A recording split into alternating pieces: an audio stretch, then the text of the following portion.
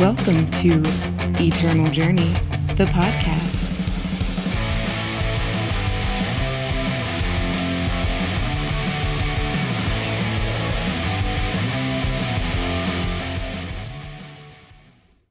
Greetings to all my knights and padawans out there. You are listening to EternalJourney, the podcast that talks about all things eternal with a focus on limited play. I'm your host, Jedi, and this is episode 88 of the podcast, where we are going to be taking a first look at Argent Depths 2.0. Finally, after a long season of Argent Depths and then a slight change up through the Eternal Celebration. It just happened last week where we went back to drafting set 1. Direwolf decided to go ahead and finally give us the flipped the script version of Argent Depths, where now we are drafting the curated packs in packs 1 and 4, and Argent Depths are being moved to packs 3 and 2. Don't know why I said that backwards, but I will leave it in there. But before, see, I probably said it backwards because they flipped the pack order. See, that's exactly why I did it. I'm on theme. I'm on brand. All right, but first, joining me on the line, as always, my good friends from across the country. First off, welcoming back in great health and back home is John Holio. Good evening, gentlemen. Ooh, I like that one. Good delivery. And then sitting opposite of him is Alex, Darth Herman, or Darth_Herman 2. Hey, good to be with you guys. You guys sound great tonight, FYI. I know you can't hear yourselves, but on my end, you guys sound fantastic. But before we begin, a little bit of housekeeping. Just want to mention the usual. You can catch the video version as well as various draft videos and constructed videos on there, to include stuff that is new player budget friendly things on the YouTube. Just search up EternalJourney at youtube.com and bam, you will find us. Of course, if you want to hang out with us live, you can tune in every Tuesday, Thursday, Saturday, and Sunday at twitch.tv/Jedi_EJ, where we do drafting and a little bit of cube and a little bit of constructed from time to time. Excuse me. And all right, guys. Well, the last thing is our shout outs. That's right. Showing some love to some great people that contribute to the podcast, the show, and the channel. New members. We have Twitch Dope coming in with a primetime sub, coming in with the follow and the sub. So thank you so much, Twitch Dope. Welcome to the Jedi Order.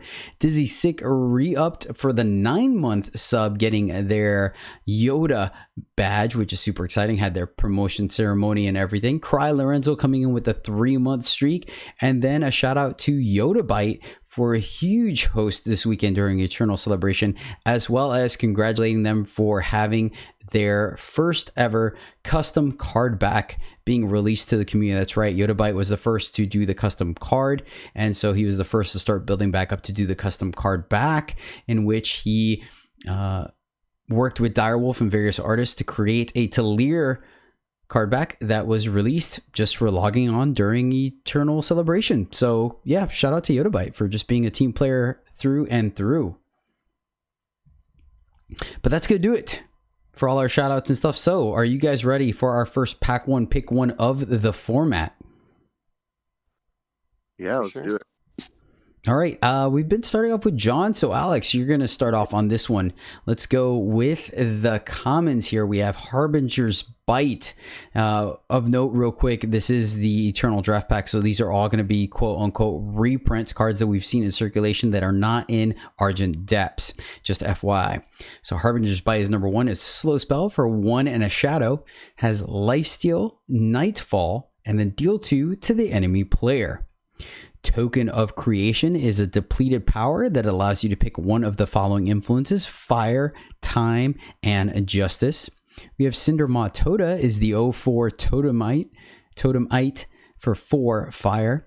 Your dragons and treasure troves cost 1 less. Entomb, create and draw a 4/4 Cinder Dragon with flying.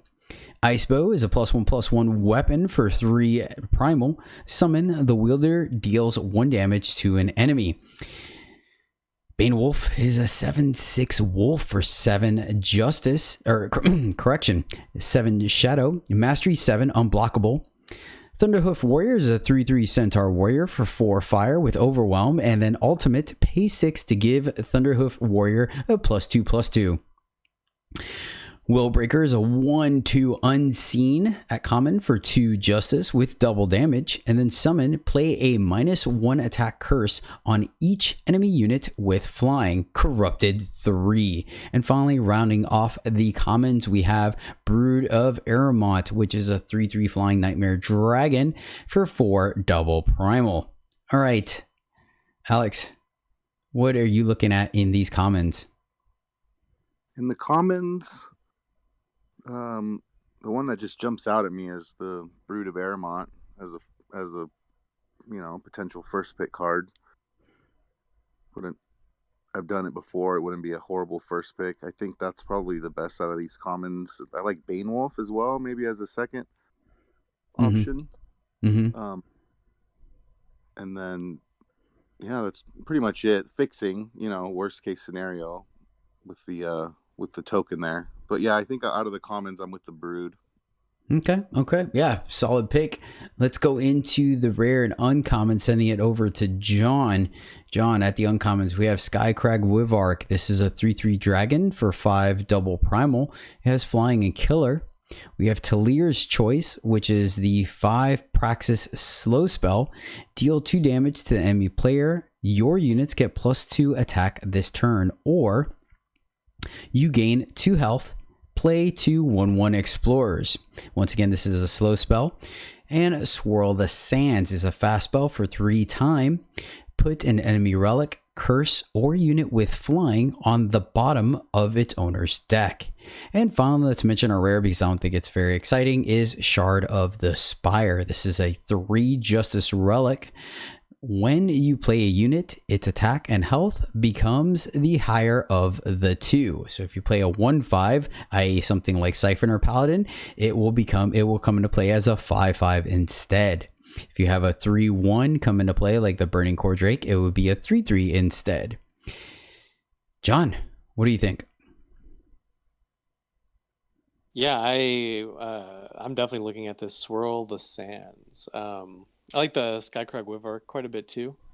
I think it's just a slight upgrade there over the Brood of Aramont for just 1 more mana or power cost there. But yeah, Swirl the Sands is a easy to cast, splashable card. Good answer to both relics, which are I'm finding making a huge comeback in this draft format versus a few weeks ago. And then yeah, flyers as well are out in abundance, like big flyers, ones you can't punch through. So this card is better than ever. And yeah, the funny thing about Skycrag Wivark, especially with Brood of Aramont in the pack, is literally Predatory Instincts cost 1 and gives a unit killer. So you're pretty much getting exactly that with Brood of Aramont into Skycrag Wivark. So, but yeah, I definitely, the fact that it also Swirl the Sands tucks the card back into the deck means that it gets around certain forms of removal and sack effects and things like that. So, and recursion. So I think there's something to be said about that. Alex, where are you at? Yeah, Swirl's just a clean answer to things that are trying to kill you. So I think Swirl is the pick for me here. All right, sweet. It usually is going to take something out that costs a lot more power, so I like it. Yep, it's fast speed and it's easy to splash, so I'm with you guys on that for sure as well, very much so. And then shout out to Curtis Lee, a new streamer, limited streamer that is topping the charts, was rank 1 tonight when I checked in on him. He swung by the stream to let us know that this the Pack 1 Pick 1 is his favorite part of the podcast, so shout out to them. But okay, that's going to do our Pack 1 Pick 1, which means we are going to go right into... Actually, yeah, let me plug this in, actually, since we went ahead and talked about it. But the Shiftstone people, ML and TN, Polisamori... Oh, man, I hate that his name always gives me some trouble. Help me out here. Do either of you guys know how to say it? Pusillanimous? There you go. There you go. That one, and then Papa Capricorn have been working around the clock to create a draft assistant kind of, I don't know, it's a draft assistant. So you can go on the website there, and as you're drafting your deck, you can actually go and plug in your picks into this simulator, and it will show you the ratings that the three of us have given those cards. It'll give you a grade that we've done. If you listen to our set reviews, we're anywhere from an A+ to an F-. It shows the respective grade on there for every card you plug in, and then it also for selected cards will give you a brief description of what one of us had to say about the card. And it's just another tool to kind of help you clean up your drafting a little bit and stuff. They've gotten really good feedback about it. If you can, give them some love, because that was definitely a labor of love on their part, taking time out of their day to make this happen. A ton of programming, a ton of coding and editing to make this thing happen. So shout out to them for reaching out to us and just putting it together. Once again, that's shiftstoned.com. Definitely check it out. It was a lot of fun. These two guys absolutely killed the reviews. They're just great. So shout out to also Alex and John for just being great guys. The one thing I will say is that some of the cards, mainly the ones in the curated packs, where sometimes the comments are going to fit, sometimes they're not, along with the grades, because understand these are all contextual based on the format, i.e. an X1 might be better in a format with minimal ways of getting rid of it, where it is less feasible and has a lower grade in a format that is surrounded by ways of killing it with that things that could do 1 damage, etc., etc. So we did the best we could to keep the grades as accurate as we can. For those cards like that are situational based on the format, you'll find that those comments probably reflect that as well. And we'll say why we rated it higher or lower because of that. But just wanted to plug that in before I forgot, because those guys are absolutely great. So shout out to everyone that was involved, including the testers. You guys got anything to add on that? No, it's sweet. I don't think every single card is like rated, right now, right? As new sets come out, like I think those ratings will get added, and as because the draft pack cards rotate in and out, and I think some of them are rated, but not all at this time. But maybe eventually. I'm not really sure about that.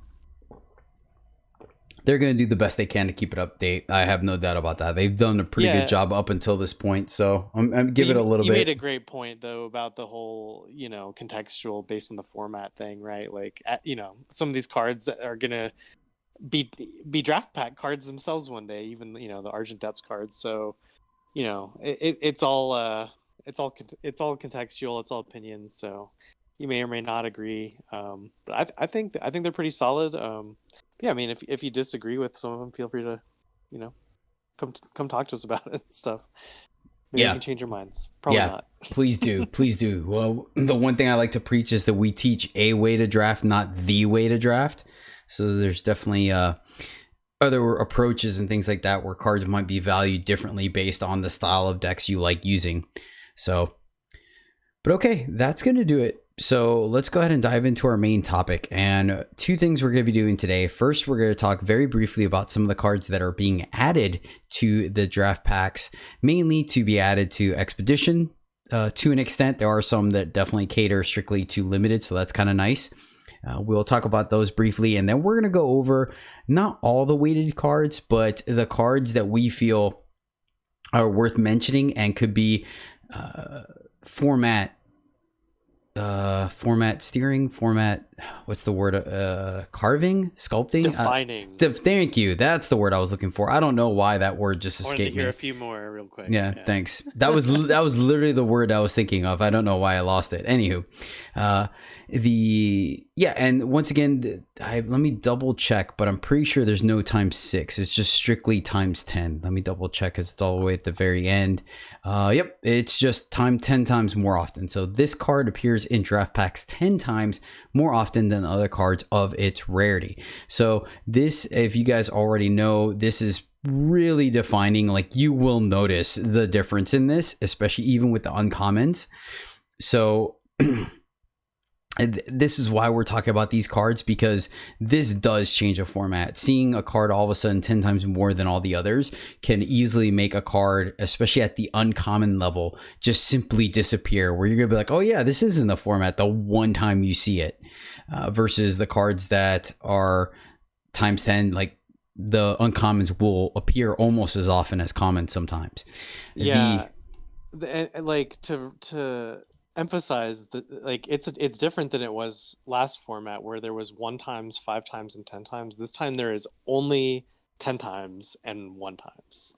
So like I feel like I'm noticing it like so much more.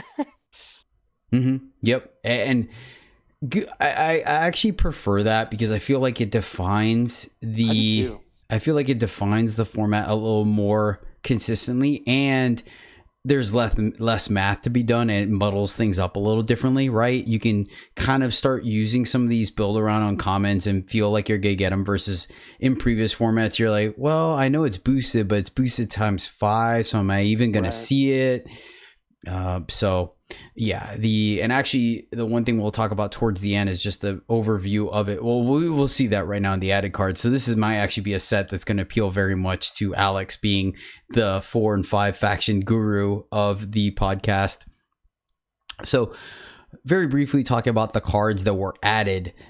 First off, the choices were added. So Kairos, Amri, Voprex, Perul, Jek, Farok. These are all the cards. Tillier, like we mentioned, these are all the cards that give you 2 options to do at fast speed.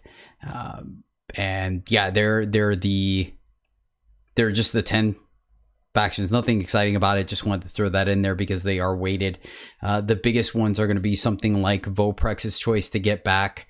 I don't think there's a ton of Aegis in the format, but getting back a potential dragon removal spell is a thing. Curses aren't that big of a deal for Perul's choice. Kairos one is normally one of the bigger ones, as well as Amri's choice being able to push through damage as well as being a defensive removal spell. So just something to be on the lookout. The other cards are the ones that I think are definitely a big impact. First off are the OG displays are back. So we have Ambition, Honor, Instinct, Knowledge, and Vision. And I believe we were already messing around with the second set of the 10, right? So all 10 are in the draft format now, I believe. So that's a thing, right? Because that gives you essentially payoffs for being aggressive with your fixing, getting some splash colors in there, as well as potentially having another payoff for going tri-faction. We'll talk about that here in a little bit, where there's actually motivation to be strictly 2-faction, and then obviously motivation to be 3-faction, maybe even 4 if you get the proper fixing. Horn of Plenty is back. This is the 5 I'm sorry, real quick for our listeners.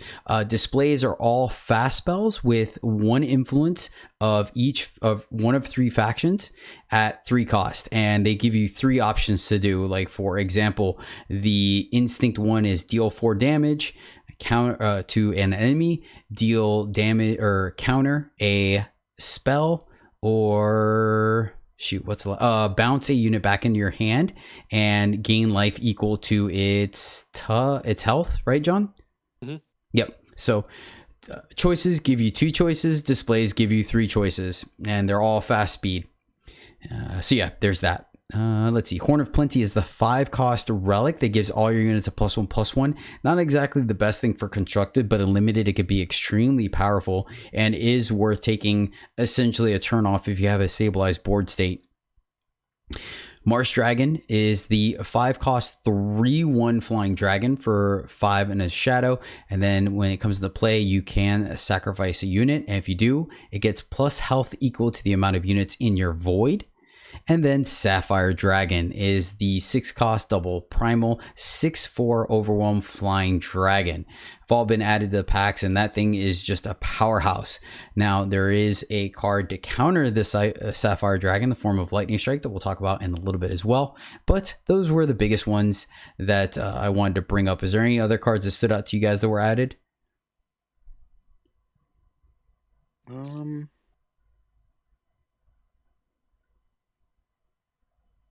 The rectifier being added and weighted, seeing a lot of that around.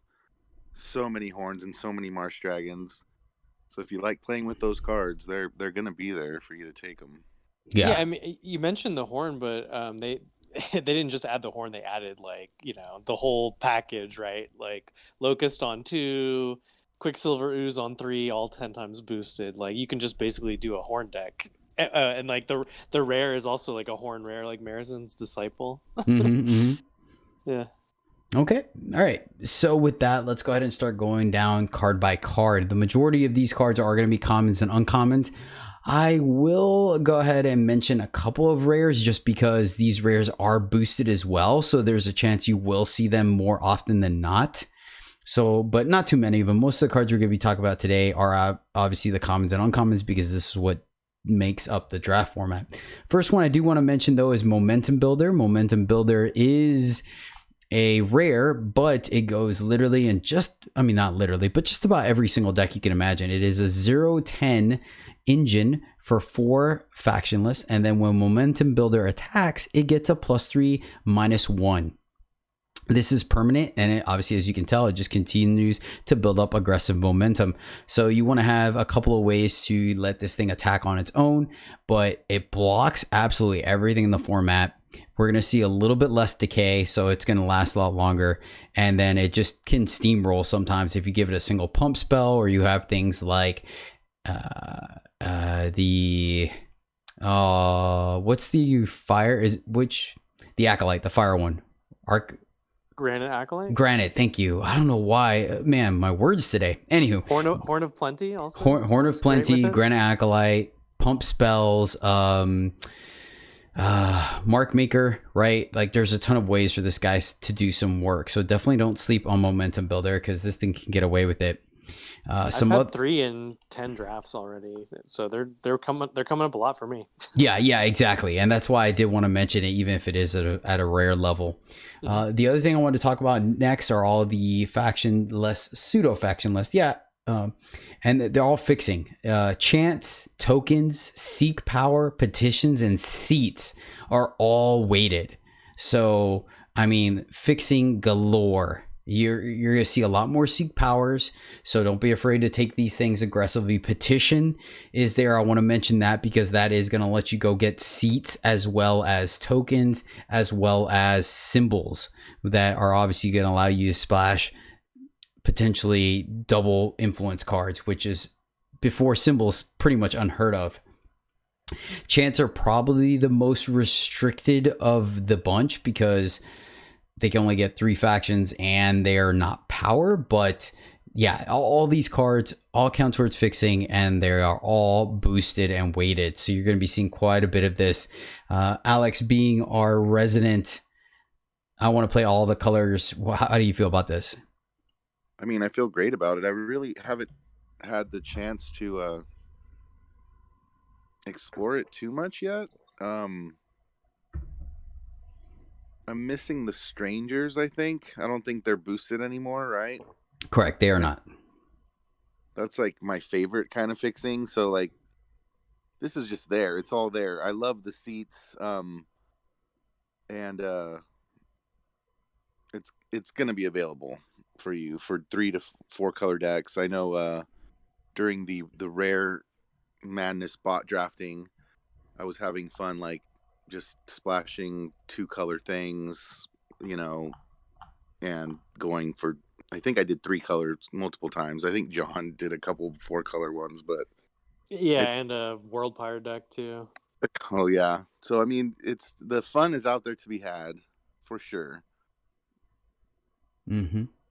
Yeah, and it's interesting because they've done a really good job of motivating you to do both. I say that because, once again, going back to the displays are really one of the payoffs for having the fixing to go 3 and 4 factions, because the displays are extremely powerful. So if you're able to play 2 or 3 of them, you're really kind of going off the wagon on the power level of your deck. The other interesting thing about that and how they kind of cater to both sides is the fact that they have included all the champions. So for our newer players, the champions are all various size units that are based in 2 factions, and they get buffs based on having X amount of influence in those 2 factions. Now, granted, it doesn't have to be mutual. So for example, if you are the Xenon champion, you can get a bonus by just going 6 influence into time and ignoring your shadow, obviously still having enough to play it, but they really reward you for kind of going deep into those two factions to really turn on those champions. And I think, once again, these are rare, so you're going to see them less often than the displays, but they are still weighted times 10, so you will be seeing these. And so there's that slight conflict there between trying to run a third color for a splash, or maybe even a fourth if your fixing's good, and then also just wanting to be able to really go deep into influences to turn on some of these bigger champions.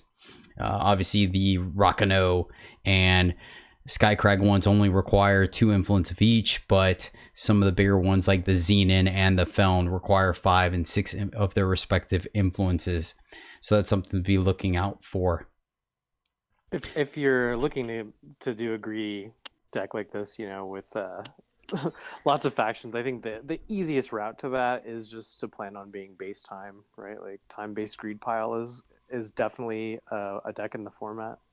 Oh yeah, with Trailmaker helping fix and ramp, and Amber Acolyte. Amber Acolyte on 3, like those are both 10 times boosted cards, so like they really make it possible for you to do that, like all the fixing you just mentioned, as well as that, like, so if you're base time, you can go pretty wild. Yep, that's a great point. That's exactly what I was going to lead into. There is the safer picks are going to be things in time because of the fact that you get that automatic fixing just being in that color, so you automatically open up more. Yeah, well put, John. On that, with the Acolyte being the entire cycle, all 5 Acolytes are weighted as well, so you will see more of those. The other big noticeable one, in my opinion, will be is it Cobalt Acolyte, the primal one? Yeah. Yep. That's a great one. Yeah, that one's definitely gonna be scary. Keep an eye out on that, because if you're seeing primal on the other side of the board, it was not unheard of to see any of these giant time units or any other faction fire units go to the air all of a sudden out of nowhere. So there was definitely a draft where I managed to play 4 of them. So be on the lookout for those 2 Acolytes. I think the fire one's good. I mean, Shadow's okay, it's fine, but it's not backbreaking. Then obviously Justice one being pretty much the worst one out of all of them. We're seeing support for, obviously, like the sack deck is coming back with Marsh Dragon coming back. We're seeing Scavenge, which is going to potentially give you a little bit of fixing and 3 units for 1 card, but then Combust is going to be weighted. Combust is times 10, so Stone Scar is getting another easy removal spell here. 1 power, get rid of everything off the board, or anything on the board, not everything. So that's going to be something to look out for as well. We already saw some support of that in the previous format with Argent Port kind of being that sack deck. So now there's might be a shift to either Ambition or Stone Scar being the sack deck, with a couple other things in Shadow we're going to talk about here in a little bit. But yeah, Combust is definitely something to look out for, because I mean, just 1 power, they're always going to be trading up. You're always going to be trading up, and that's a little frustrating when that does happen, where you're like, yeah, I just paid 6 to play this card and they took 1 power to get it off the board. So keep a lookout for that. Then going into Feln, we have Trickster's Cloak. That's weighted. My biggest thing for bringing this up, I don't necessarily think it's a great card, but it is if you're tapped out, kind of a guaranteed way of getting Infiltrate, right? Feln, it does have Infiltrate support right now. And so just knowing that there's 1 or 2 of these running around in somebody's deck to be able to make their unit bigger and get in the damage to get that trigger is something to be considered.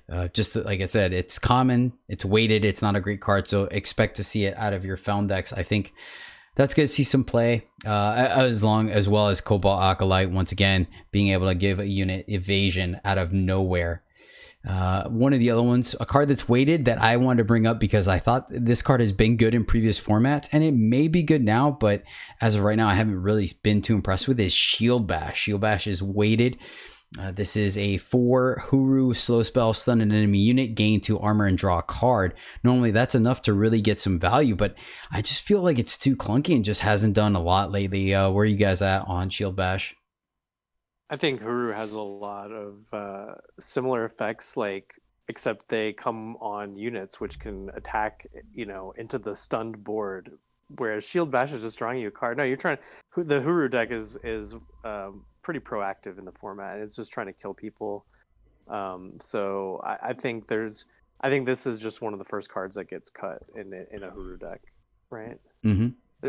Just so much better replacements that you usually end up with. Yeah, like does what it does for the worst cost. Yeah, it's so expensive. Yeah, so like it's usually the first one you cut. I mean, you play it begrudgingly. You don't really want more than one, you know. You can get a bunch of Frostkins for your deck instead. Like that leaves a 3/3 that can attack. To say the least, right? Effectively replace itself because it's on the board now. Yep. All right, moving right along. Like I said, we did mention that the choices are in, but one that I think is a standout is Amory's Choice. Like, this card is just so good and limited. The biggest thing I think about this card is the fact that it fixes up two of the problems that we saw in Combre in the initial formats, where it lacked ways to deal with flyers, and it also had issues pushing through damage because it had a bunch of big units, but none of them were able to really push that last bit of damage. They could get chump blocked to oblivion. Amory's Choice gives your attacking, it gives your attacking units +3 and overwhelm. It's good on defense as well, but the biggest thing is that overwhelm. So now those bigger units that you're trying to get in with can get in damage. If your opponent decides to chump block, they're just gonna get punished for it. And then the silence and attacking enemy unit and putting it back into their hand can be very powerful, especially with so many Sapphire Drakes and Flyers coming in. You can use this to get ahead on tempo, still develop your board, and leave up a removal that sets them back, especially if they tapped out for it. So I think this is gonna be a very good addition to the ramp decks. And let's see, the next one, which is yet to be seen on whether this format's going to be slow enough or not, is Victor's Feast. This is a slow spell for 4 Praxis. Create and draw a power burst that gives you 1 power for the turn, a 0/1 Totemite, a Treasure Trove, and an 8/8 Giant. We saw this card. This was definitely one of the cards that went back and forth in previous formats on whether it was good or not based on the style of deck you had and how the format is. John, what do you think of Victor's Feast? I don't remember if you like this card or not. Like in the other format, like it was okay. It seemed like 8/8s were pretty easy to come by, right? So there was some competition there. I think the stat line is it stands out a little more these days. So I think I'm a little more interested in actively trying to play one of these, especially if I'm already in Praxis, right? Like I don't know about you guys, but that's the feeling I'm getting. Like that 8/8 really is above and beyond like the majority of creatures, right? Mm-hmm. Yeah, and it could be pretty rampy too, so you can get to it pretty easily. So yeah, I don't think it's horrible. Fair.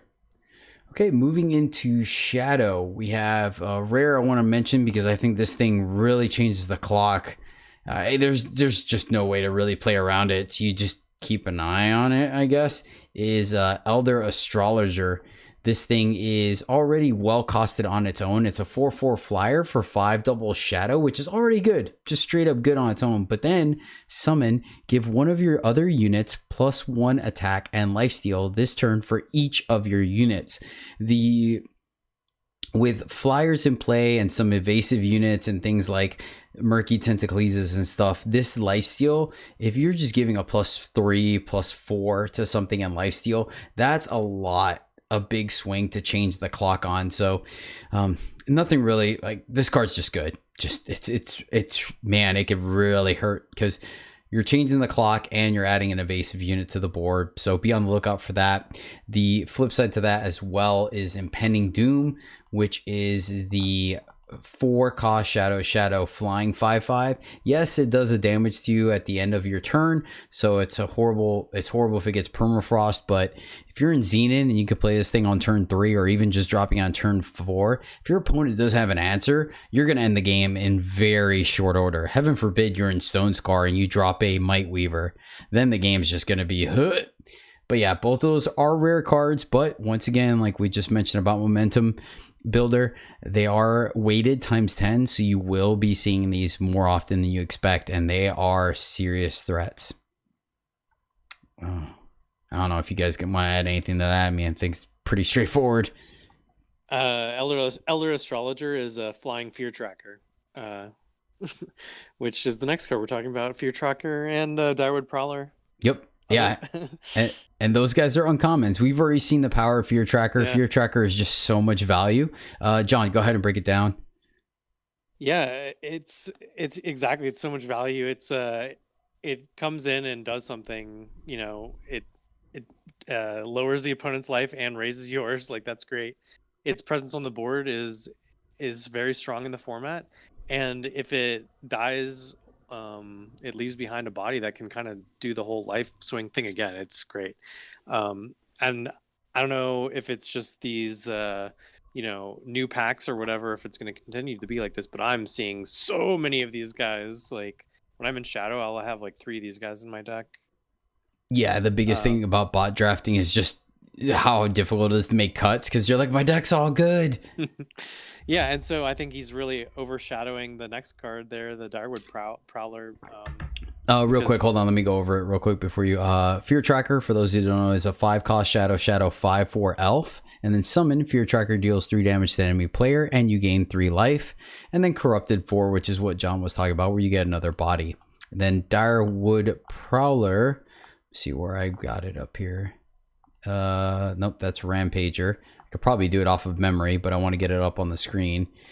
Anyways, I'll look for it. Direward Prowler is a 6-cost Shadow 5/5, and when it comes into play, you can sacrifice a unit. If you do, draw 2 cards as well.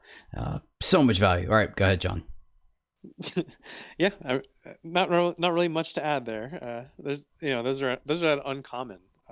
So be seeing a lot of chunky top end there for Shadow now, instead of not, slim pickings is kind of where Shadow's units have been in these draft packs lately. Yeah, it's pretty ridiculous. I mean, like, it's just absolutely preposterous. All right, next up we have Cut Ties, which is a 6-cost 1 Shadow fast spell, and it is nice, clean, and simple. Fast spell, kill an enemy unit. Alex, talk about Cut Ties. What does it do to the format? Well, it costs a little bit, right? But it's going to give you an answer to anything. So it's kind of like your safety valve. There's also, it goes with themes if you need a big spell. It's very splashable. The fact that it's weighted, you're going to see it around. You don't want too many of them because it costs 6. Like, probably capping it off at 2. That's probably where I would cap it off. I don't know about you guys, but I think it's a great card. Yeah, you just said it. It does it all. Kills everything. It's at fast speed. What more could you ask for? I like 2. I think 2 is right. I have to be I either really have to be hurting on removal or just have the open space to play 3, I think. Because, I mean, leaving 6 power up is tough. Flip side to that, we have Marsh Dragon.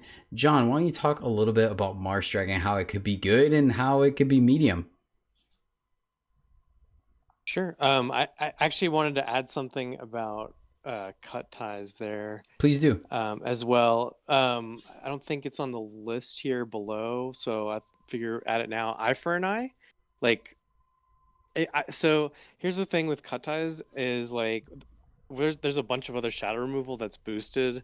The earlier ones, like Annihilate and Defile and things like that, and then, like, Eye for an Eye, I feel like hits the majority of things in the format. It costs 1 less, and it also has, like, some huge potential upside where maybe you get something back from your void. So I feel like anytime I've been in Shadow so far this week, I haven't had any Cut Ties in my deck because I've had like 2 or 3 Eye for an Eyes instead. And so, like, in my mind, I kind of see Cut Ties as, like, more of, like, the shadow removal if I'm splashing Shadow. And so, like, it's also can be like your time, it's like it can be your Disappear now if you're in, like, the time deck where you're, like, just splashing all these different colors, and so you don't want to be, like, going into the 4 time pips for Disappear, so I like it for the splash, because of the 1 pip more than anything. I think if you're in Shadow, you actually have a lot of other really strong removal options right now. So just wanted to mention that. And so you were asking about Marsh Dragon next, right? So real quick before we move on from Eye for an Eye, I do like Eye for an Eye, but you don't think the kill an exhausted enemy unit and it being slow speed makes it? I mean, it's good, but do you really take it that much over Cut Ties? Yes. Yeah, I do. I've found it to be like really good so far for me. I don't know if it's just this format. I don't know that there's really been a draft format where I've gotten to play this card. So I haven't really thought about it too much before. Okay, that's interesting. That's interesting. I like the card, but I feel like sometimes the exhausted text of it could be. I think most of my Xenon decks have been, I've just had a lot of things clogging up the ground, and then I'm killing them in the air with like Marsh Dragons or whatever. And so like, if your ground units are, blockadiles and things like that, if your opponent's wide on you, whatever, like, yeah, they're attacking into you with their board on the ground and you're just blocking it, and maybe they're getting through like 1 or 2 damage, right? But like all their units are exhausted. Or like, if they're vice versa, if you're like doing stuff on the ground and you're just swinging in and your opponent's blocking you, but then cracking back in the air or something, that one unit, the problem unit is exhausted again, right? And like sometimes you can even work a situation where they block, with the problem unit and you don't lose your guy or whatever, and then by blocking it's exhausted too. Now like I've managed to make the exhausted clause not be an issue. There was like only one time where it was, a Sandstorm Titan or something where I was like, well, I wish it was a Cut Ties right now, but I think my, that deck also had an Annihilate to shore that weakness up or something. So. Fair enough. Okay, now you can go ahead and talk about Marsh Dragon, which I don't have to describe because we already talked about it earlier.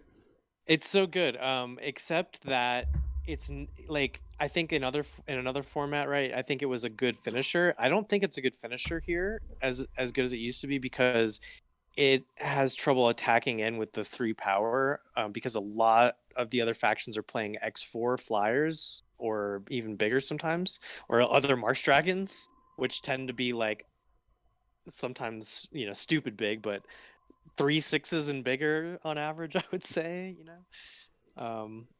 so just keep that in mind. But they're so good. They're great. They're often good at attacking in the air. They're great at defense.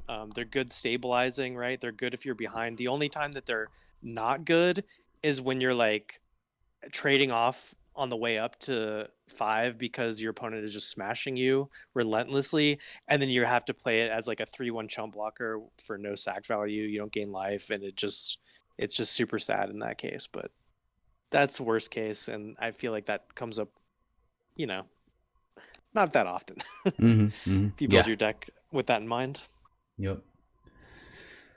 All right, last up we have Scavenge. This is a 3-cost shadow slow spell, and it just gives you 3 1/1 rats that can't block, and then you can gain either a Justice or a Fire Influence. Just wanted to bring this up because it looks like the sack deck is making a comeback, and obviously this card giving you 3 units for a single card is extremely valuable. It's so interesting how they have no problem putting Scavenge in all these decks or in these draft formats, but they hesitate to play Assembly Line. It's crazy how much just the 3 units that can block, like changes the power level. But I don't personally think this is a great card. You want to definitely capitalize on the fact that it's giving 3 units, and there's less ways to get paid off for going. Actually, no, you still have the Fire Conjuring and Pursuit and ways to go wide. So yeah, this is either a card that facilitates the go wide decks or the the sack strategy. So just wanted to bring it up because it is weighted.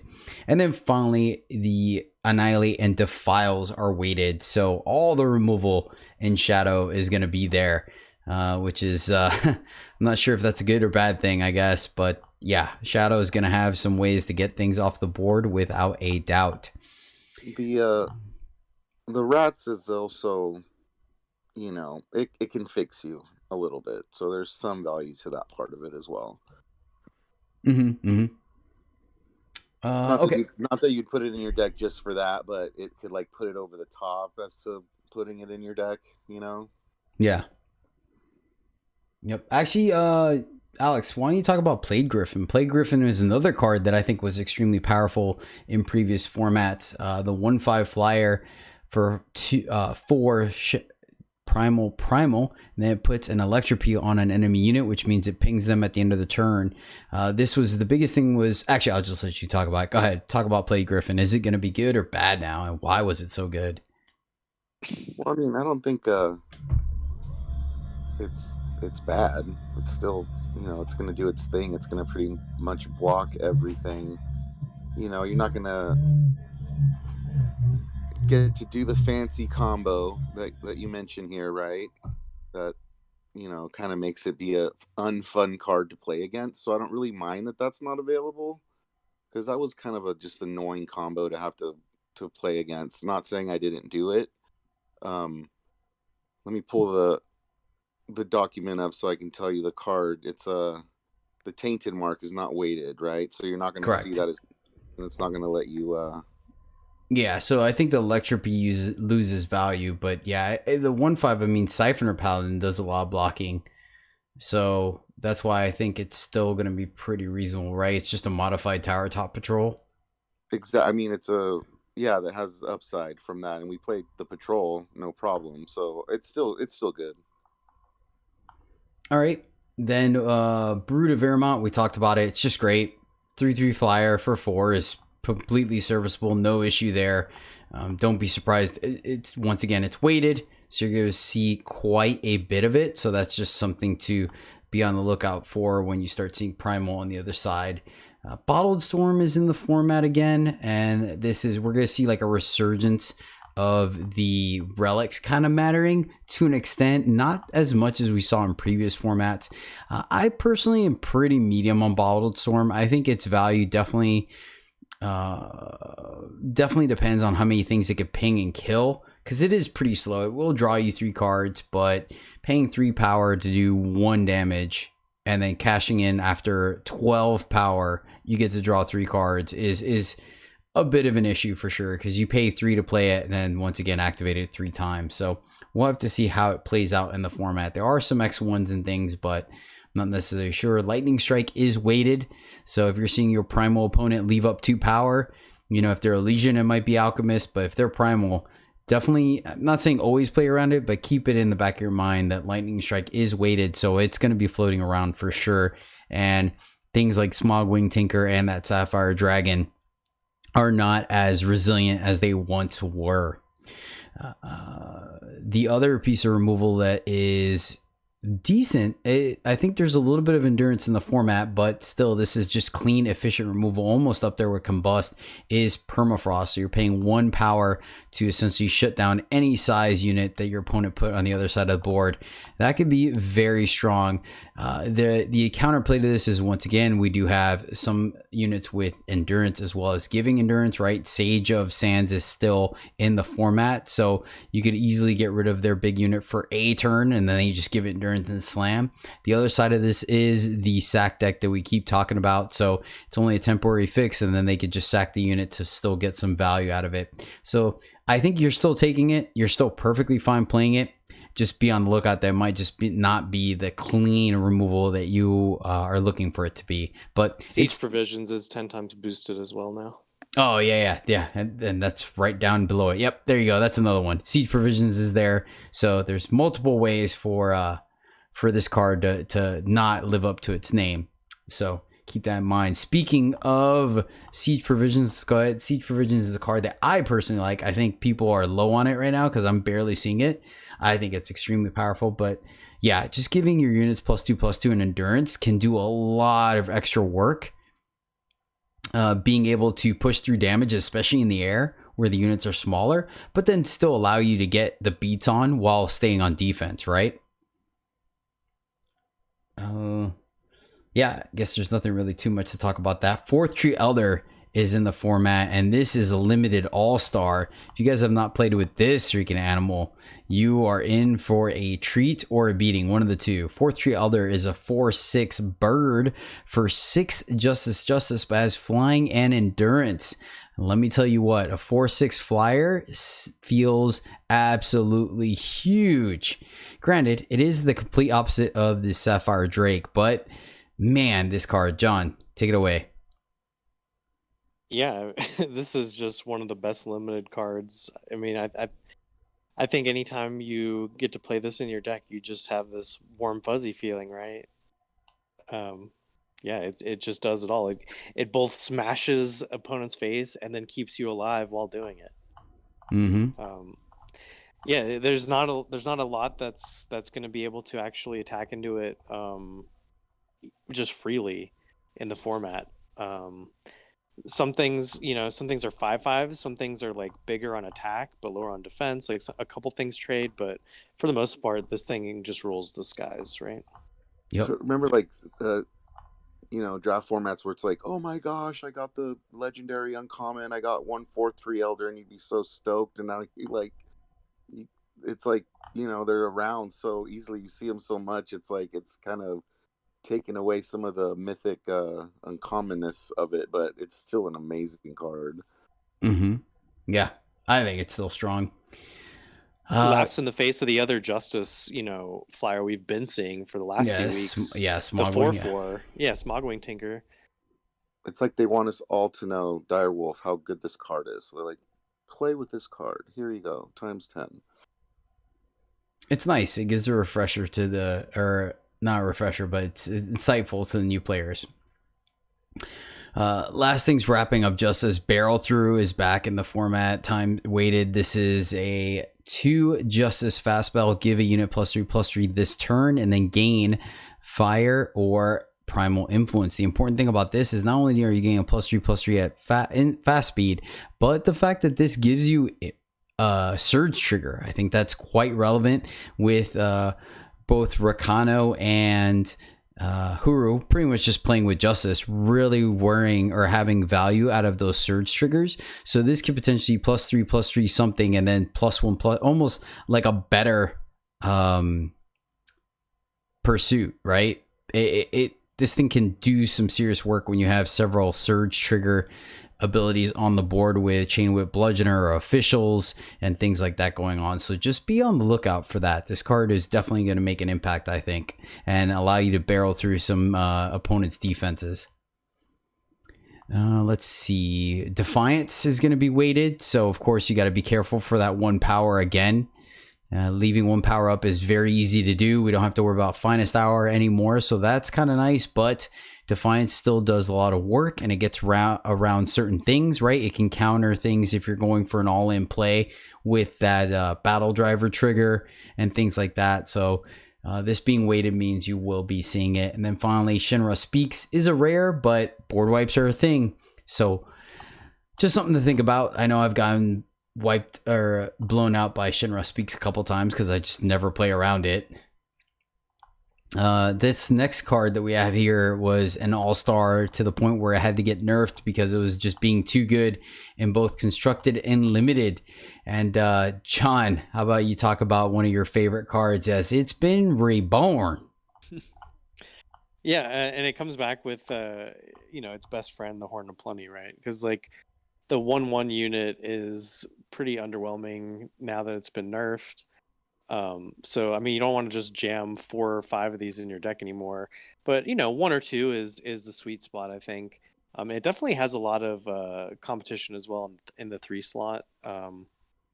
So yeah, it's definitely not its former self, but still good.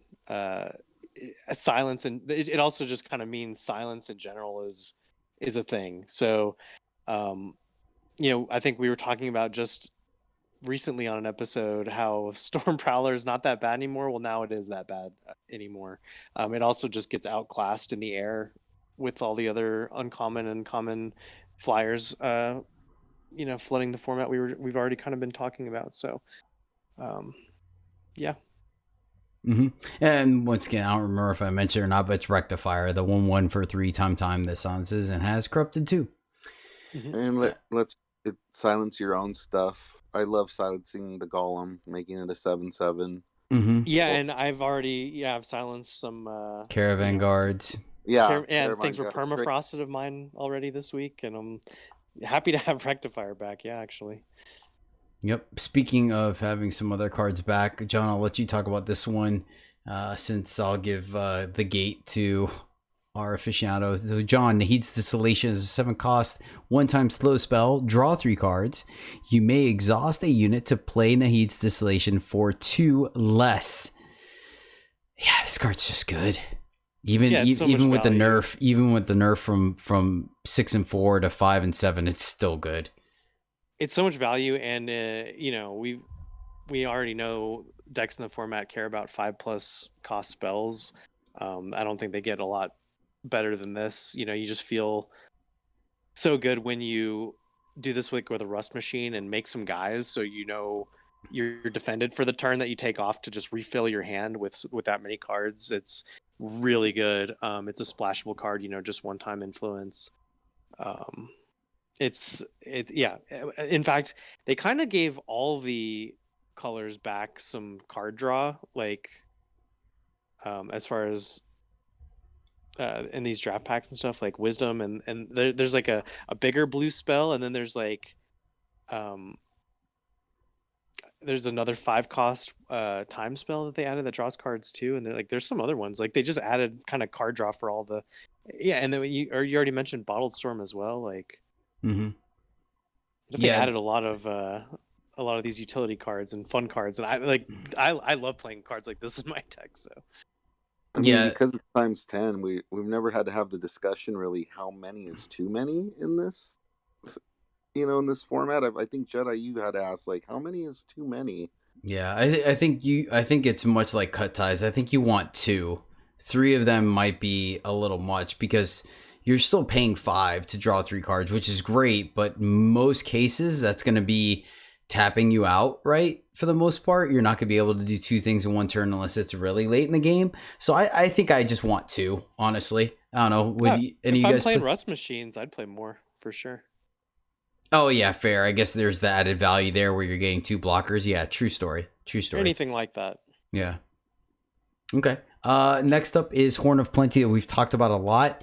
Yes, it's 5 costs to just give your entire team a +1/+1. So sometimes it's going to feel underwhelming when you only have 1 or 2 units or you top deck it. But I'm telling you what, you have no idea how big that +1/+1 is to the entire board until you're playing against it. And all of a sudden when you're like, okay, I have some good attack. Oh, great. I have no good attacks now. This card does some work.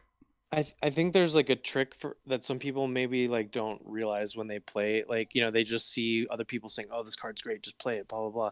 And then they put in their decks and it doesn't work out for them or whatever.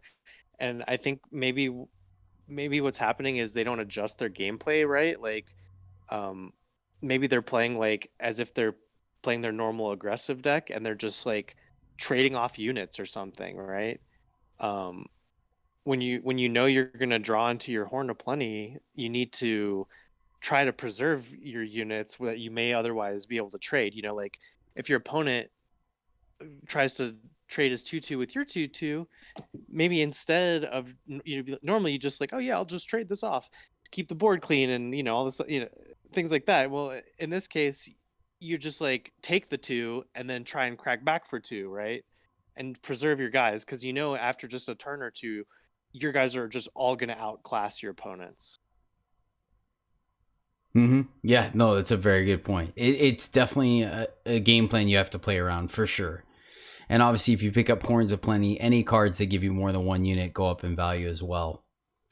And it just kind of turns units that aren't very good into all of a sudden well costed with good stats units, Mm-hmm. Yep.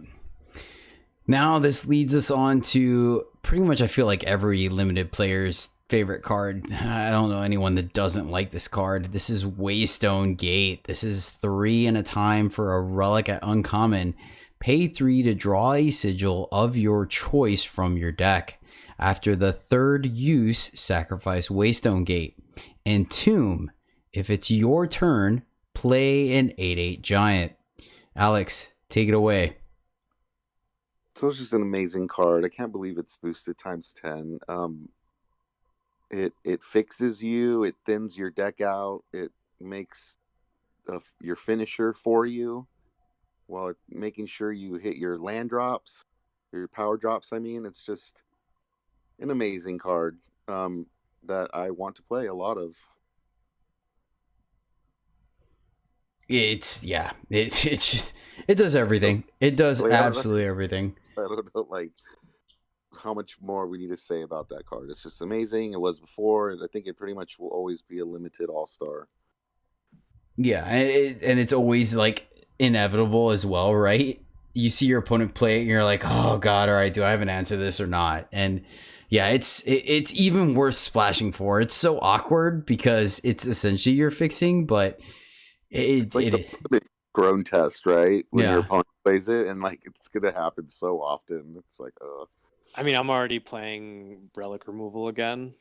Mm-hmm. Yeah. Mm-hmm. I mean, yeah. So I have one in my deck waiting to play when we're done here. It's like it's gonna. My current deck has 2 kill enemy attachment cards in it. Make sure you don't do that on your opponent's turn. Right. Next up is turn back time. That one, not much to talk about here. Just three in a time. Slow speed. Get any card back from your void, and it gets void bound.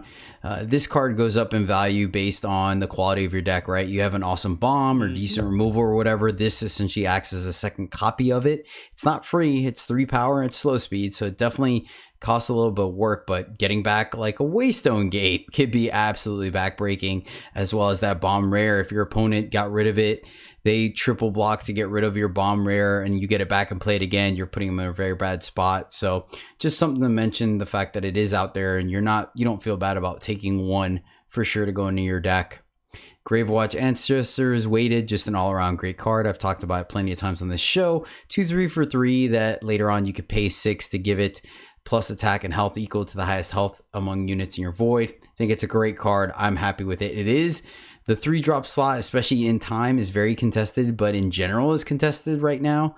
But I still think it's worth playing if you need the room for it. We already talked about Trailmaker, just absolutely great card. It's fixing, it's ramp, it does what you want to do. Platinum Kieran I wanted to mention because it is boosted, so you will see it.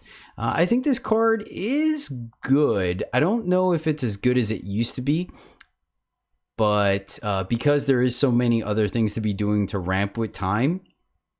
But sometimes once, obviously with the Horn of Plenty, you'll get a 2/3 flyer for 2 instead. That's kind of legit. And sometimes just being able to play this on 2 and then playing the Eternity Core trigger on 4 to ramp you up to 6 or 7 the next turn can be pretty powerful as well based on your hand. Like I said, not a backbreaking card, not amazing, but it is worth mentioning. You are going to be seeing quite a bit of this. And then Be Gone, it's another niche card. I think it really stands out. It's a tempo card.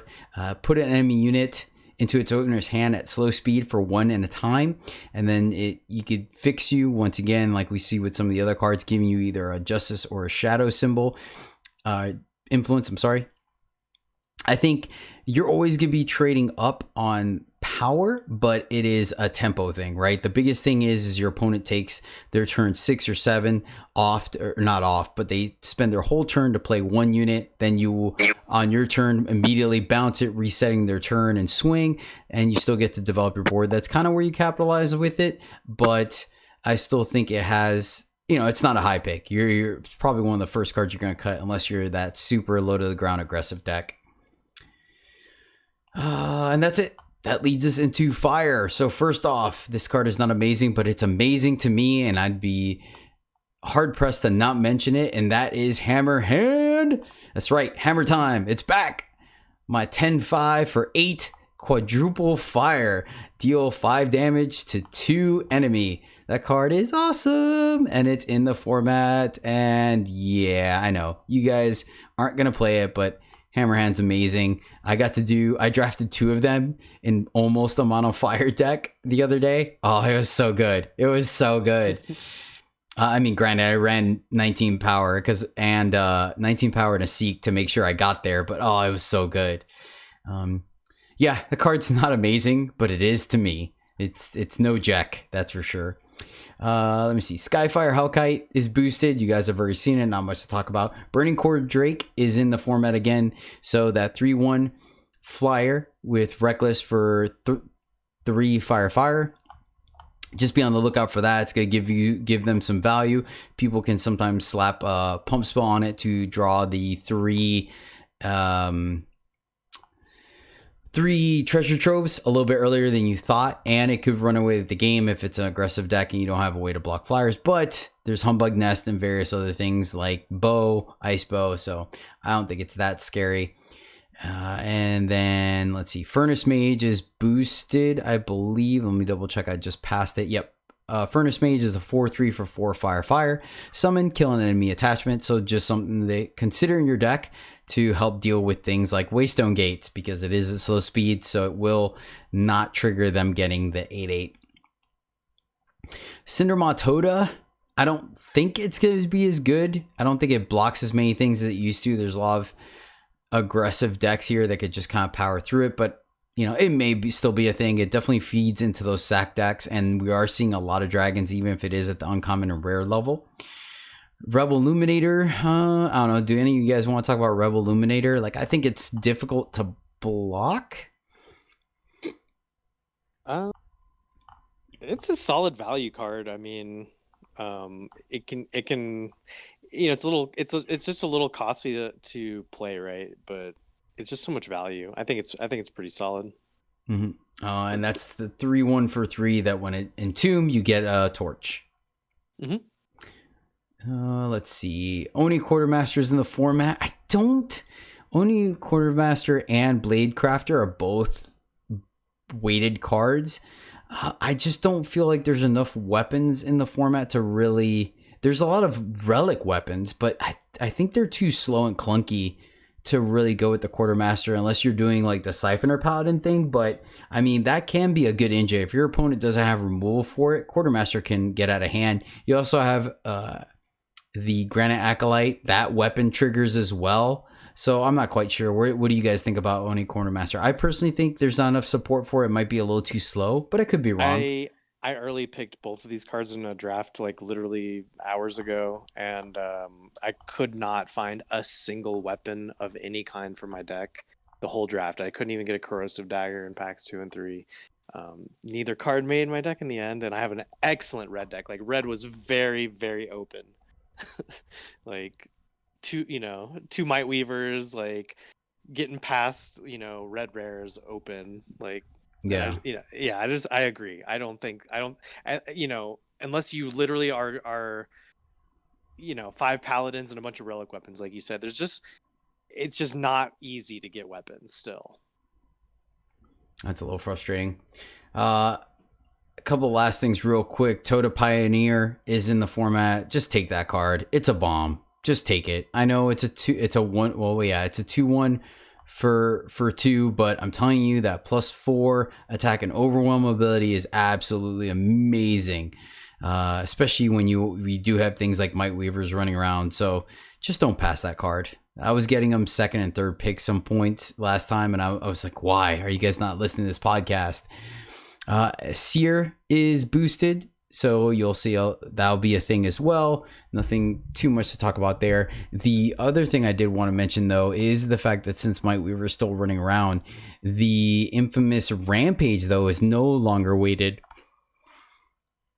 which means that you will see it from time to time, but you don't have to be as afraid of it as you used to with it not being weighted.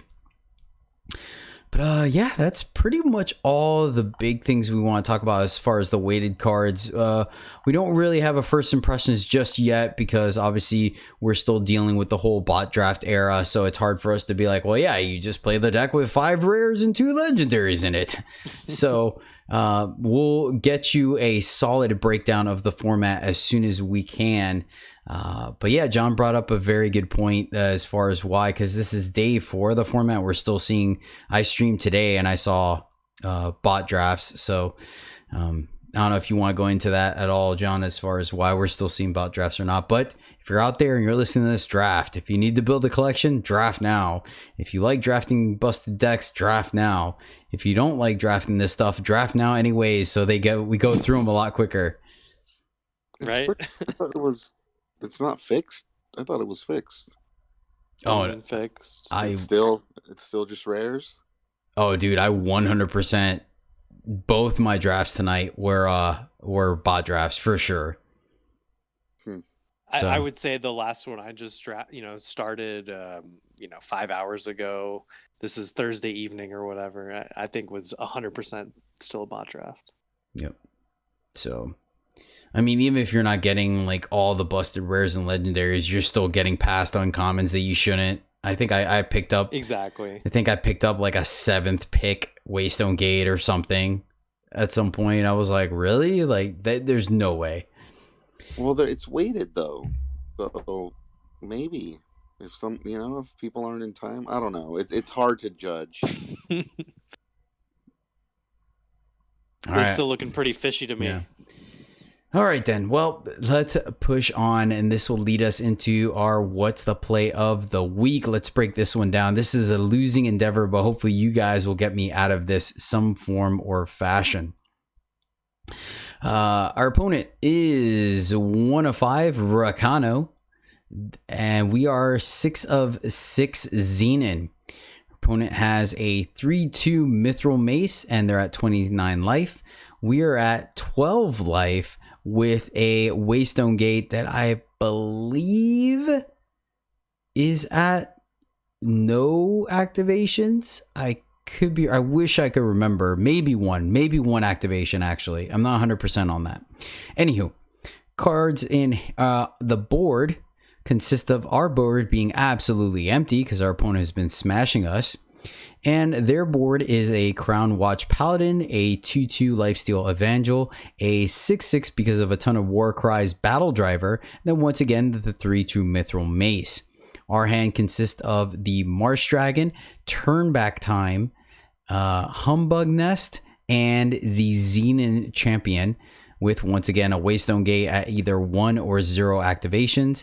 And then we have at least a Makar Evangel in the Void. We have something else that I don't remember what it was, but I think it was like 4 cost or something like that. Either way, it was something that we couldn't get. We couldn't turn back time and play.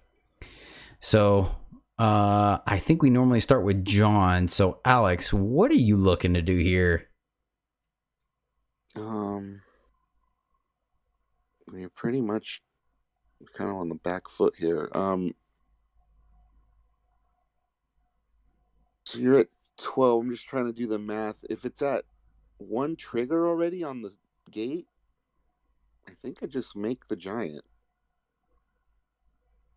Okay. Because that would be able to block. Oh no, maybe I do play the 7/7 instead, and just try to block if he's gonna pump one of the units. That's gonna. Oh man, this is just bad. I think I just play a big blocker and hope my opponent doesn't do stuff to kill me next turn, but it's not looking so good here. Yeah. Okay. Maybe I do just play the giant. Do both triggers on the giant, then out the deck, and get the 8/8 out there. Hopefully your opponent won't attack. There's a chance. Mm-hmm. I wonder if it was a removal spell that I was looking at. That was something I was looking at the Void. I do remember that, and forgive me for not writing it down what it was. I do apologize. Because I think I was looking at like Humbug Nest to make sure. Well, but then it depends if they activate the, I don't remember. Anywho, John, what are you looking at doing here? Yeah, I pretty much also think just make a giant, right? Alex mentioned playing the 7/7. I think doing the Waystone Gate is like basically better. Because either way, they're the cost is 6 and they're going to trade, but the Waystone Gate helps us hit our power drops, which will help us like double spell, maybe weave in an extra play with something from our void, or maybe let us both play humbugs and do a Marsh Dragon sack, or even turn back time to get the gate back and start getting that going again.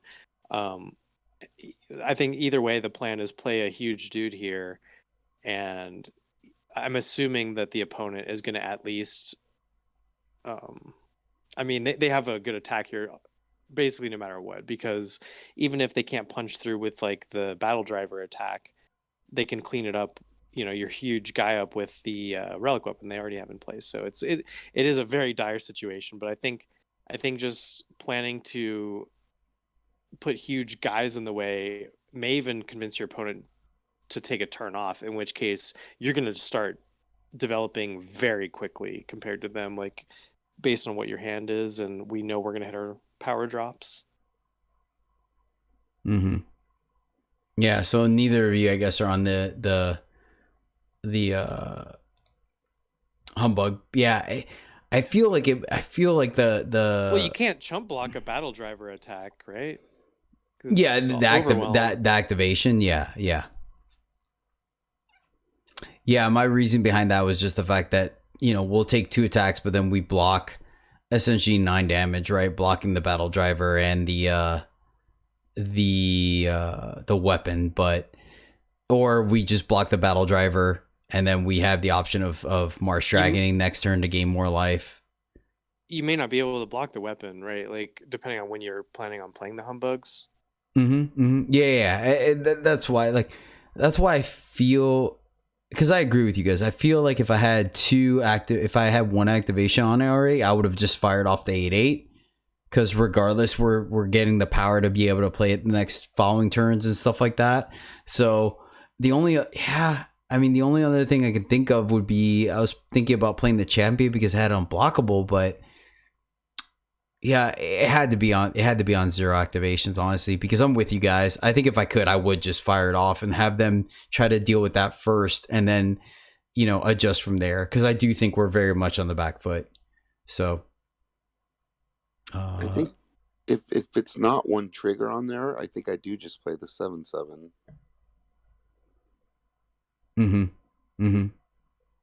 Just put a big beefy guy on the board.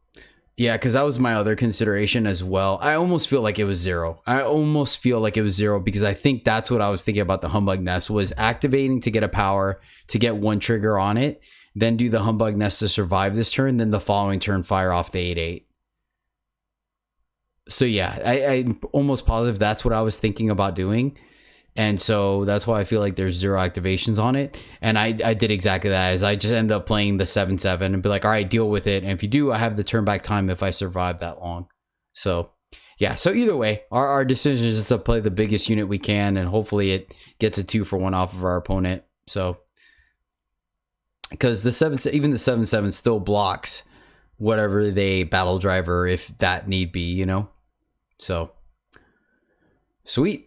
All right, that's the one. Let's play. Sorry, next time I'll make better notes about it. I didn't realize how much like unknowns there were at the time. I was just like, oh wow, I'm thinking about this for a second. I'll screenshot it, Yeah, anytime it's like, what's in the void, we need so much more info. Yeah, you're not wrong. You're not wrong.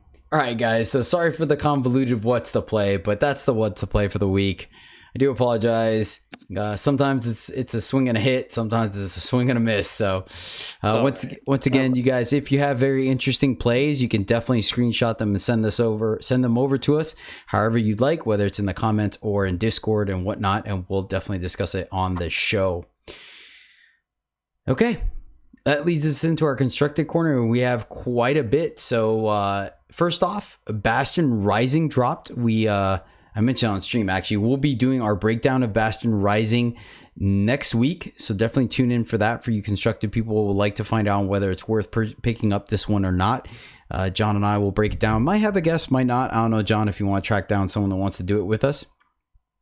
But real quick, you can catch that for either 1,000 gems or 25,000 gold, the regular version, and of course the premium version, getting all 23 cards in premium for 2,000 gems in game. Of note, you can always get this at the website, which I highly encourage you guys to do, because from the actual Direwolf website you get 1 draft ticket plus 500 gems for free, because they pass on the fact that the whatever game plant you're on doesn't take their cut, so they give the benefits and bonus on to you. Other thing we want to talk about was there was some draft update, or not draft updates. There was a draft update, but there was also some nerfs and buffs. Anyway, they're on the screen. We'll talk about them very quickly. Turn to Seed. That's right. One of the menaces of constructed formats, turning all your 4-ofs to absolute, well, not absolute garbage, but borderline. We're looking, Turn to Seed was pretty much just jacked up from 3 cost to 4 cost. No other change there. Blightmoth receiving a similar treatment, going from a 2 cost 1/2 to a 3 cost 1/2 that now takes it outside of the even deck. So that's kind of a bonus there, stopping a lot of aggro, which is so interesting because I feel like anytime they wanted to nerf an aggro deck, they just turned a card into an X1. So because of Blightmoth. So if they didn't make so many X1s, then it's such, I get it. There's a lot of knobs and like dials to punch, but it's so weird how they make all this stuff X1s and then all of a sudden they're like, oh, Blightmoth's finally too powerful. Let's nerf that. You know what I mean? Mm-hmm. But whatever, it is what it is. And then Severin finally getting hit the nerf bat swung in his direction. Everything stays the same with him, except now he goes from a 6 cost double shadow to a 7 cost double shadow guy that does all the broken things with Reap and all that good stuff. And then a buff going to a card that I thought was going to see some play, and obviously it didn't. And I still don't think this is enough for it to see play, but Battle at the Gate was a campaign card, right? I think it's a campaign card. Pretty sure it is. And it just got swung the other direction, being from a 4 shadow fast spell to a 3 shadow fast spell. And all it does is kill each enemy unit that was played this turn, give them void bound, and gain 2 health for each. Battle of the Gates can't be negated by Aegis or can't be negated or stopped by Aegis. So it's a clean counter to Severin Reap, right? They reap, you get to kill all their, I mean, it's pretty good, but at the same time, it's very niche. So, those were all the nerfs and buffs that happened in the most recent update. So just wanted to throw that out there. And then finally, we're going to get to talk about a deck. We did have our last chance qualifier this past weekend, to end our Eternal Celebration, which was the top 4 were able to qualify or make the last slots to Worlds, to include Doc 28 and Cassendrath. Both of them qualified, and I feel bad I don't have the other 2. Let me get those up real quick because I want to make sure I congratulate everyone. So I do apologize, my bad, guys. Doc 28 took down the whole tournament. We'll be talking about his deck in a moment. Cassendrath took 2nd place, and then Ty Dragon and Always Face made 3rd and 4th respectively, or 3rd. So all 4 of them are going to be taking up the final slots in Worlds. So congratulations to them for having a great finish, to include a friend of the show, Collector, finishing in top 8 as well. So exciting. Let me double check real quick to make sure there's anyone else that we've had on the show. Nope, that was it. So sweet. Yep, shout out to them. So let me break down Doc's deck, and then you can talk about it a little bit, John. It is a Legion, and we have 4 Pause for Reflection, 4 Primal Etchings, 3 Dazzle, 4 Equivocate, 4 Jaral Ascending, 4 Mavloth Huntress, 3 Petition, 4 Strategize, 4 Wumpa Mizo, 4 Genev Merchant, 4 Master Conjurer, 3 Mirror Image, 1 Turn to Seed, 4 Jotun Hurler, 4 Primal Sigil, 3 Cobalt Waystone, 4 Crest of Wisdom, 2 Elysian Banner, 4 Elysian Silex, 4 Elysian Insignia, 4 Primal Symbol with a market consisting of Accelerated Evolution, Lightning Storm, Royal Decree, Sodi Spellshaper, and Helio the Sky Winder. Let's see, and Shiftstone, not including campaign cards, is 25,350 for those of you that are interested. All right, John, break it down for us, my man. Yeah, I love this style of deck. I played something like this in the last Expedition tournament. The whole Master Conjurer plus Giral plus Wump and Mizo kind of trio, I guess, is delightful. They all kind of feed off each other and kind of help each other get to the point where they're all just doing broken stuff, right? Like Giral with 8 primal out, every time you play a spell, pings your face. That can just kill an opponent. Not so much with this deck, but like it's the accumulation of the damage with this deck. This is like meant to be a tempo strategy. I've also played, decks where Giral is like just one-shotting people, but that's not this deck, right? It's the tempo. And so like that final face damage at the end, if your units are getting jammed up, Giral can close it out like that. But all these units are cheap. They're all very powerful. They scale well. It's just a fun deck. If you like proactive strategies and trying to kill your opponent, I think you'd enjoy playing this deck. And it's also just it's very consistent and very powerful, right? It's got all the it's got the blue kind of card draw going for it, strategize. Lots of market access with 8 ways in there. Petition, helping all your power be smooth in your games, and then it's got some good interaction, good cheap interaction, so you don't just die to aggro and things like that. It already comes with only 1 turn to seed, so the nerf that happened after this was played in the tournament didn't really affect this deck too bad. Whether this deck remains to be good, that's remains to be seen, whether how the campaign that just came out this week shakes up the the ladder meta. But I think the deck will still be good. You can play something very similar in Expedition as well.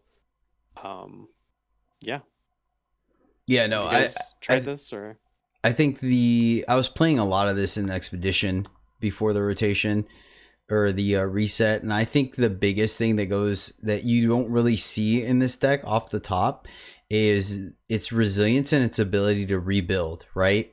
Your opponent can do a lot of things to kind of control the board state and navigate things, and you just need one or two good turns of sequencing your cards. All of a sudden you're back up to a full board state, and I think that's really impressive with this deck. And like you said, the biggest synergy is once Draw's online at 8, where every time you play a spell, it's pinging your opponent, plus you have Master Conjurer making 4/4s. It's just, oh man, the engine just goes off.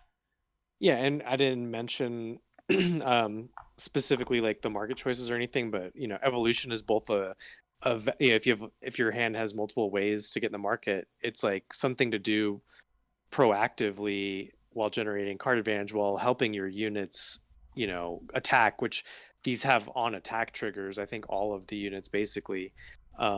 So that kind of helps that game plan out. Lightning Storm is just good against aggro. Royal Decree is good against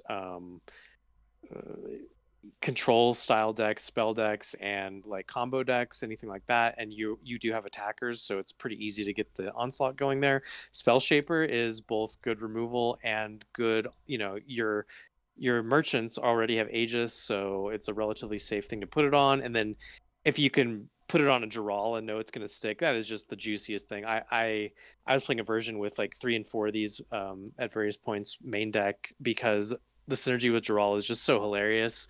Like once a Spell Shaper's on him, once he's pinging face with spells, every time he does that, you draw a card. And then like you usually draw a spell, which means you can do it again. So it's just hilarious and awesome. And then like the Helio obviously is for when you're just kind of you ran out of gas in that match and you need a way to just refill, and Helio refills in a big way. So it's like you and your opponent are kind of in top deck mode, kind of market grab. Usually the deck manages to keep its hand going and keep churning because Geralt helps you draw cards. There's cards in the deck that help you draw cards. Like it's hard to run out of gas, but occasionally you can, and that's what the Healy is for. So yeah, really great deck design. I know our team came up with multiple versions of this like exact same kind of archetype.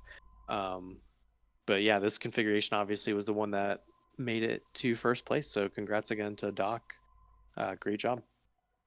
Yeah, shout out to them for sure, and I look forward to seeing all the people compete in Worlds. It's gonna be a good time. But all right, that's gonna do it. Of record, I know it's not in this version, they kind of take it out, but I like the versions that run Soul's Rest because I like Soul's Rest, and Soul Resting off of Geralt is just like, oh yes. All right, but that's gonna do it, guys. That's everything for this week. Really do appreciate it. Thank you to everyone that bore with us last week with that slight technical difficulty, but thank you. Hopefully I got that fixed. Did all my usual pre-checks. So thank you guys for listening. John, Alex, always great having you guys on the show. Thank you guys week after week.